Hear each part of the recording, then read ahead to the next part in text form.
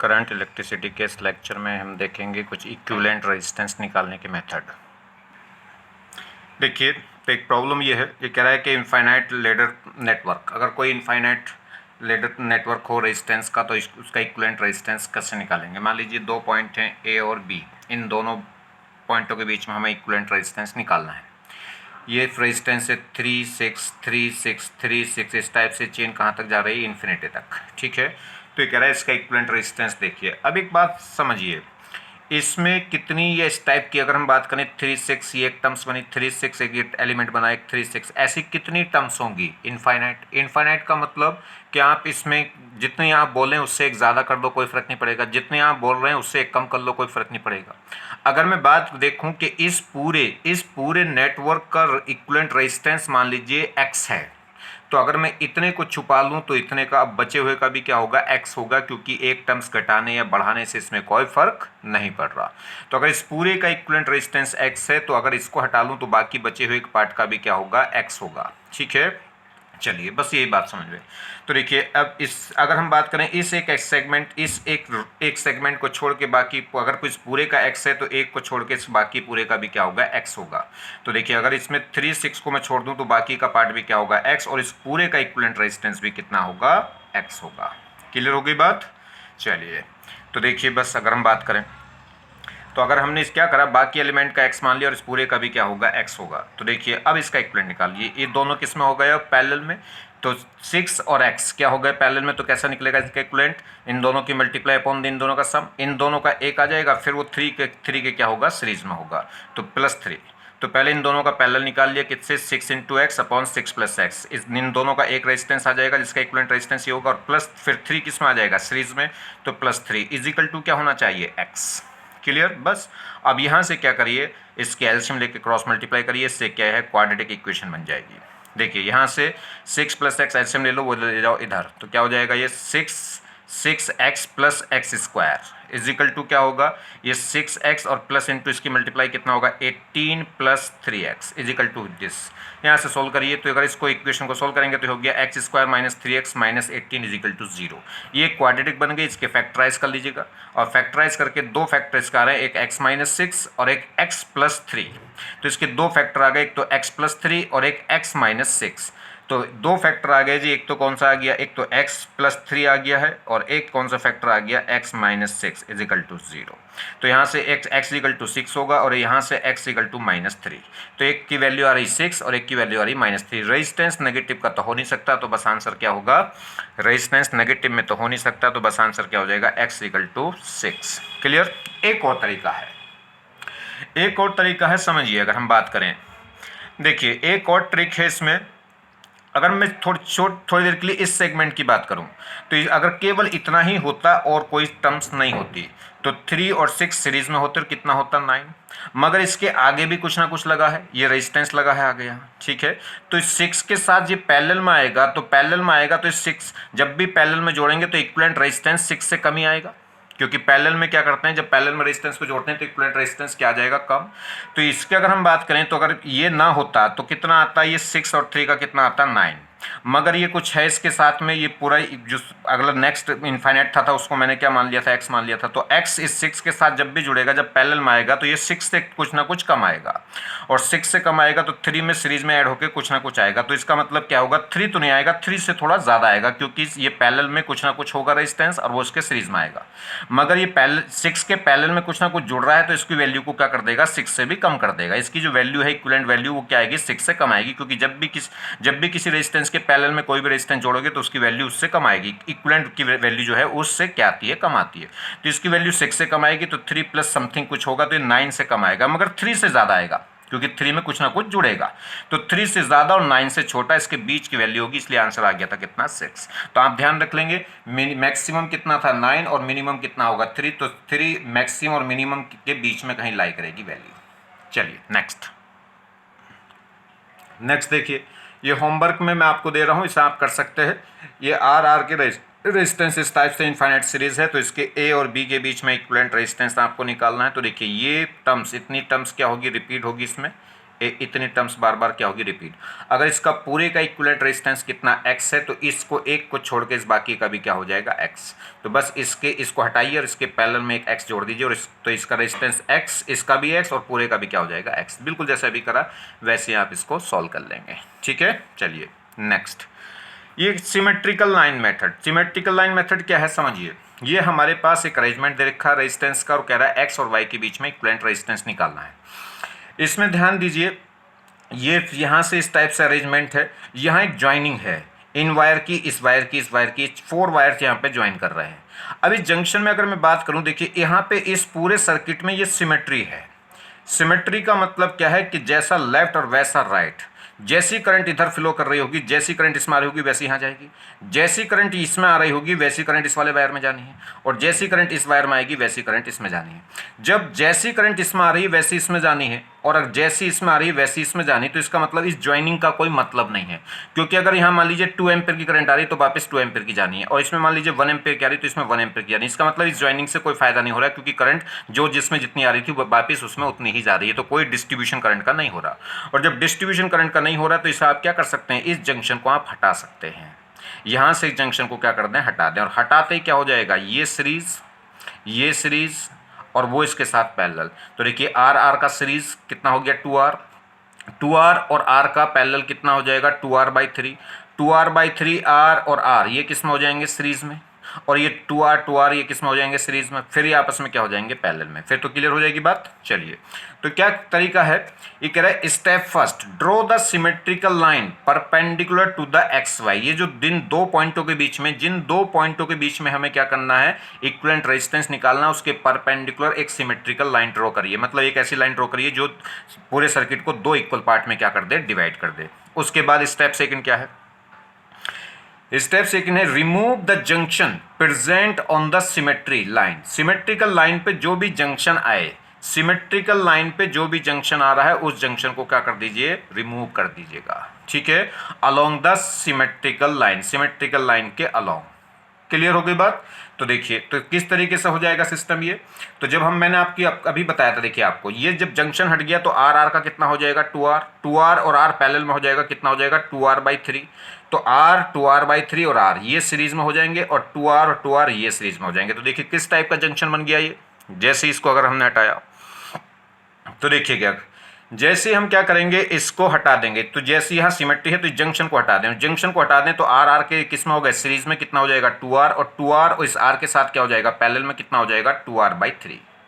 बाकी R 2R/3 और R, देखो यही तो बचा, R 2R, इन तीनों का कितना हो गया, 2R/3, और ये कितना रहा R, और नीचे कितना, R के 2 इक्विवेलेंट रेजिस्टेंस सीरीज में हो जाएंगे, कितना हो जाएगा, 2R।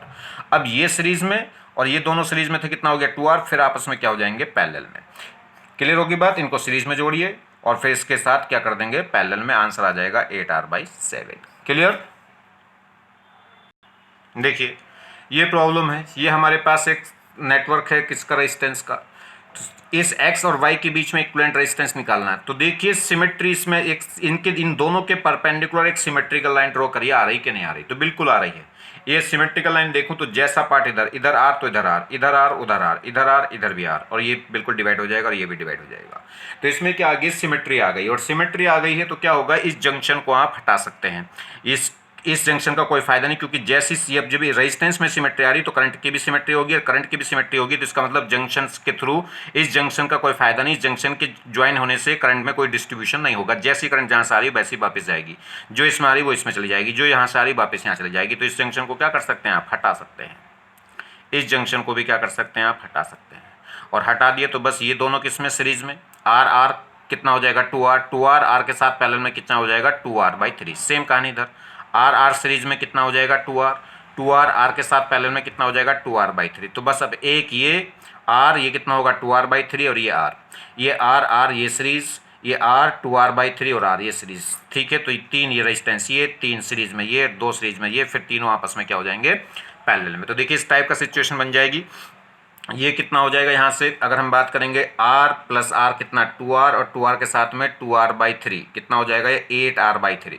8R/3 ये R का सीरीज कितना हो गया, 2R, फिर ये 8/3, और ये सब तीनों किस में हो जाएंगे, पैरेलल में। तो इसे इक्विवेलेंट रेजिस्टेंस निकालेंगे तो आ जाएगा 4R/5। सोल्व कर लेंगे आप इसे।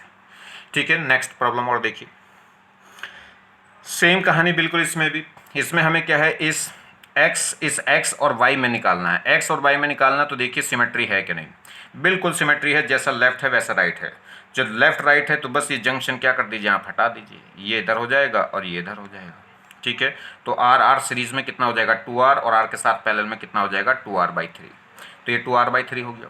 ये देखिए आर आर के सीरीज में कितना हो जाएगा 2r, और 2r r के साथ पैरेलल में कितना 2r/3। ये पॉइंट क्या है x, और ये पॉइंट क्या है y। ये r 2r r, ये अब तीनों किस में हो जाएंगे सीरीज में, कितना हो जाएगा 8r/3। क्लियर। और ये नीचे कितना है 2r/3। अब ये दोनों किस में है, पैरेलल में। इन दोनों का पैरेलल निकाल देंगे तो क्या हो जाएगा, इन दोनों का पैरेलल निकाल देंगे तो आ जाएगा 8r/15।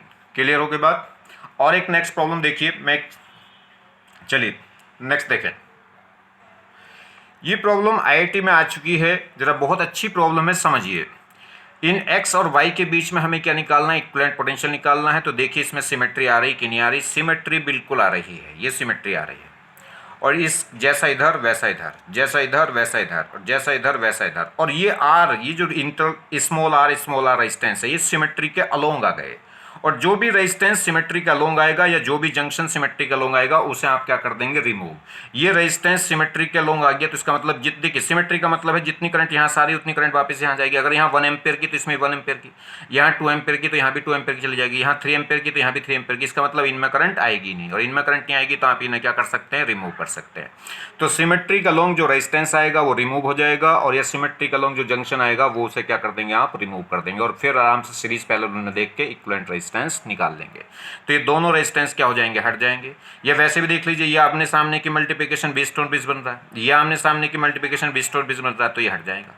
और ये हट जाएगा तो बस आर आर सीरीज में कितना 2r, आर आर सीरीज में कितना 2r, आर आर सीरीज में कितना 2r। मगर नहीं, जब ये हटेगा तो ये are are are are 4r है सीरीज में, कितना हो जाएगा 4r।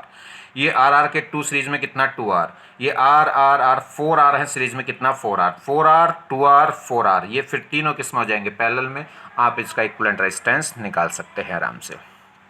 ठीक है, तो देखिए, तो कह रहा है remove the resistance present on the symmetrical line. Symmetrical line पे जो भी रेजिस्टेंस प्रेजेंट होगा या जंक्शन होगा उसे क्या कर देते हैं, रिमूव कर देते हैं। तो यहाँ बचा 4r, यहाँ बचेगा 2r, यहाँ बचेगा 4r। अब ये तीनों आपस में क्या हो जाएंगे, पैरेलल में। तो कैसे निकाल लेंगे, देखिए 4r का पैरेलल कितना हो जाएगा 2r, फिर 2r का पैरेलल कितना हो जाएगा r। तो नेट इक्विवेलेंट रेजिस्टेंस कितना आ जाएगा r। क्लियर। और एक टर्म्स आती है, अगर हम बात करें कलर कोडिंग ऑफ रेजिस्टेंस, तो कलर कोडिंग रेजिस्टेंस में ये आपको सिंबल्स ध्यान रखना है। जैसे मान लीजिए क्या होता है इंडस्ट्री में, क्या होगा, आप किसी भी पाइप का या किसी भी किसका कितना रेजिस्टेंस है, तो उस पर क्या करते हैं, लिखने की बजाय क्या कर देते हैं, नंबर लगा देते हैं कलर्स का। ठीक है, आप कलर्स के इंडिकेट कर देते हैं। तो शुरू की जो 2 पट्टियां हैं वो तो बताएंगी 2 डिजिट को कलर की, और थर्ड जो कलर की पट्टी है वो बताती 10 की पावर्स को, और उसके आगे जो 4th कलर की पट्टी होती है या नहीं होती वो बताती है उसकी परसेंटेज को। ठीक है, अबंडेंस को। तो देखिए colour coding of the resistance, तो रेजिस्टेंस की कलर कोडिंग के लिए क्या है, ये ध्यान रखना, ये कलर है, क्या है ये, इसे याद रख सकते हो आप, B Roy, B Roy ROY, B Roy, Great Britain very good wife. पहले बी का मतलब है ब्लैक, दूसरे बी का मतलब है ब्राउन, आर का मतलब है रेड, ओ का मतलब है ऑरेंज, और जी वाई का मतलब है येलो। ग्रेट में जी आया, जिस जी का मतलब है ग्रीन, और ब्रिटेन में बी आया तो इसका मतलब है ब्लू। और यहाँ वेरी है तो वेरी में इस वी का मतलब है वॉयलेट, और गुड में क्या है, जी जो है वो आया ग्रे, और लास्ट में जो वाइफ है, वाइफ में जो डब्लू आया है उस डब्लू का मतलब है वाइट। क्लियर। तो ये कलर हो गए जी, आपको इन्हें ध्यान रखना है। B Roy, Great Britain very good wife, इनके नंबर हैं, पहले बी का इसका नंबर 0, इसका 1, इसका 2, इसका 3, इसका 4, 5, 6, 7, 8, 9, इस टाइप से नंबर वाइज ये यूज़ होंगे। जैसे क्या आ गया, अगर ग्रीन आ गया तो ग्रीन का नंबर कितना है 5, या ब्लू आया तो ब्लू का नंबर कितना है 6, वॉयलेट आया तो उसका नंबर कितना है 7, ब्लैक आया तो उसका नंबर है 0, ब्राउन आया तो उसका नंबर क्या है 1। इस टाइप से आपको ध्यान रखना है। ठीक है, चलिए तो देखिए हमारे पास ये कलर की पट्टियाँ होंगी। जैसे मान लीजिए फर्स्ट पट्टी है कलर की, फिर सेकंड, फिर थर्ड, फिर फोर्थ। जो फर्स्ट कलर की जो 2 पट्टियां हैं वो तो बताएंगी रेजिस्टेंस की पहली 2 डिजिट को, फर्स्ट और सेकंड, और जो थर्ड पट्टी है वो बताएगी 10 की पावर्स को। प्लस जो फोर्थ पट्टी है वो बताती है परसेंटेज ऑफ टॉलरेंस, ठीक। और टॉलरेंस की परसेंटेज क्या है, अगर हमारे पास क्या है गोल्डन कलर है तो उसका परसेंटेज है कितना 5%, सिल्वर है तो 10%, और गोल्ड और सिल्वर के अलावा कोई कलर अगर फोर्थ पट्टी में नहीं लिखा, अगर कोई भी कलर फोर्थ नंबर पर नहीं है तो इसका मतलब परसेंटेज कितनी है 20%। तो अगर गोल्ड है तो परसेंटेज 5, सिल्वर है तो 10 और कोई कलर नहीं लिखा है तो 20%। क्लियर होगी बात। ये प्लस की भी हो सकती है और उतनी माइनस की, मतलब इतनी एरर इसमें हो सकती है, टॉलरेंस हो सकती है। चलिए बात करें, जैसे एक प्रॉब्लम देख लें। ये हमारे पास क्या है, कोई कार्बन रजिस्टर है। इस कार्बन रजिस्टर पे उसने क्या दे रखे हैं, कलर्स दे रखे हैं। पहला कलर दे रखा है, पहली पट्टी दे रखी है उसने ऑरेंज, दूसरी पट्टी उसने दे रखी है ब्लू, तीसरी पट्टी दे रखी है रेड और फोर्थ पट्टी उसने दे रखी है सिल्वर। तो कह रहा है इस कार्बन रोड का रेजिस्टेंस बताइए। तो देखिए रेजिस्टेंस के पहले जो दो कलर हैं वो तो बताएंगे डिजिट को। ऑरेंज का नंबर हो गया 3 और ब्लू का नंबर हो गया 6, तो 36 इंटू 10 की पावर, ये जो रेड है रेड नंबर बताएगा, थर्ड जो प्लेट है थर्ड प्लेट का कलर बताएगा 10 की पावर्स को। रेड का नंबर होता है 2 तो 10 की पावर 2, प्लस माइनस इसने लिख रखा सिल्वर, सिल्वर है तो परसेंटेज कितनी हो गई 10%, गोल्डन होता तो परसेंट होती 5% और कोई भी कलर नहीं दिया होता तो होती 20%। क्लियर। देखिए और एक दो प्रॉब्लम देखिएगा। ये कह रहा है ए और बी के बीच में रेजिस्टेंस है, हमें क्या बताना है, इक्विवेलेंट रेजिस्टेंस बताना है ए और बी के बीच में। ये 3 रजिस्टर आर आर के यहाँ पर लगे हैं। तो ध्यान दीजिए इस टाइप के क्वेश्चन से थोड़ा सा पॉइंट लगाओ मेथड में आपको कई बार सिखा चुका हूँ। तो देखिए इस पॉइंट को ये कह सकते हैं क्योंकि इनके बीच में कोई रेजिस्टेंस नहीं है तो कोई वोल्टेज ड्रॉप नहीं होगा, तो जो पोटेंशियल इस पॉइंट का वो इसका होगा, जो पोटेंशियल इसका है वो इसका होगा, जो पोटेंशियल इसका है वही पॉइंट इसका होगा, जो पोटेंशियल इसका है वो इसका होगा, जो इसका है वो इसका होगा। तो ए बी, ये भी ए होगा, इसको भी ए कह सकते हैं, इसको भी ए कह सकते हैं, इसको भी ए कह सकते हैं, और यानी कि ए और बी के बीच में कोई रेजिस्टेंस नहीं है। तो कहने का मतलब है कि शॉर्ट सर्किट हो गया। अगर हमने कोई बैटरी इस पर लगाई है तो बैटरी लगाई, यहाँ से जो करंट जाएगी वो यहाँ आएगी, यहाँ आएगी, यहाँ भाग जाएगी, यहाँ भाग जाएगी, यहाँ और वापस ये। तो कहने का मतलब है कि प्लेट का पॉजिटिव टर्मिनल और माइनस टर्मिनल डायरेक्ट जुड़ गया बगैर किसी रेजिस्टेंस के, क्योंकि इसको एक करंट को एक ऐसा पाथ मिल गया जिसमें कोई रेजिस्टेंस पड़ा ही नहीं है। तो ये शॉर्ट सर्किट हो गया। तो इस केस में जो इक्विवेलेंट रेजिस्टेंस है ए और बी के बीच में वो क्या हो जाएगा 0 और ये कहलाएगा शॉर्ट सर्किट। क्लियर। हाँ अगर यहाँ रेजिस्टेंस आ जाता तो फिर सब जगह बढ़ जाता। इसको अगर एक पाथ ऐसा मिल गया जिसमें कोई भी रेजिस्टेंस नहीं है तो ये शॉर्ट सर्किट हो जाएगा और उस केस में एक्सटर्नल रेजिस्टेंस क्या हो जाएगा 0। और एक प्रॉब्लम देखिए, जैसे ये ब्रिजस्टोन ब्रिज है, इन दो पॉइंटों के बीच में हमें इक्विवेलेंट रेजिस्टेंस निकालना। आमने सामने की मल्टीप्लिकेशन अगर हम देखें तो वो सेम नहीं आ रही, और सेम नहीं आ रही तो ये बैलेंस ब्रिजस्टोन ब्रिज नहीं है। और बैलेंस ब्रिजस्टोन ब्रिज नहीं है तो मैंने आपको इसका एक ट्रिक बता दी थी कि आप इसे थोड़ी देर के लिए बैलेंस ब्रिजस्टोन ब्रिज मान लीजिए, इसको हटा दीजिएगा। हटाने के बाद जो इनका इक्विवेलेंट रेजिस्टेंस आएगा उससे रेजिस्टेंस थोड़ा सा क्या होगा, कम होगा। मगर इसको वैसे भी अगर आप एग्जैक्ट इसकी वैल्यू निकालना चाहें तो कैसे निकलेगी, एग्जैक्ट वैल्यू निकालने के लिए डेल्टा स्टार मेथड ध्यान लगते हैं। ये डेल्टा स्टार मेथड ये हायर क्लासों में आप पढ़ते हैं, मगर कोई नहीं, चलिए बता देते हैं इसको, इसके निकालने का तरीका। इसलिए इस टाइप की प्रॉब्लम ज़्यादा एग्जाम में पूछता नहीं है क्योंकि ये हायर क्लासों में लगती है, मगर फिर भी आप कर सकते हैं इसको। देखिए क्योंकि अब कॉमन हो गया, आप सभी लोग इसको जान गए हैं तो उनको भी मालूम है एग्जामिनर को कि सभी लोग जानते हैं, इसलिए इस पर क्वेश्चन दे देता है। तो देखिए इसको कैसे करें, फिर आप क्या करना है, इसको ये जो ट्रायंगल है इन दोनों के बीच में एक रेजिस्टेंस बनाइए, इन दोनों के बीच में एक रेजिस्टेंस और इन दोनों के बीच में एक रेजिस्टेंस। मतलब इसको क्या करना है, इस तरीके से ये फ्रेम कर लेना है, ये जी